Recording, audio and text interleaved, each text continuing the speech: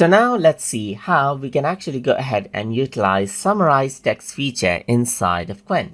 So to do that, if I were to go around onto more, then here you can see that summarize text is an option. So it says summarize, and then you can see that there is different things that you can see, like the lecture on economics right here and so forth. Now I'm just going to go around and say summarize the lecture on graphics design right here, just like this.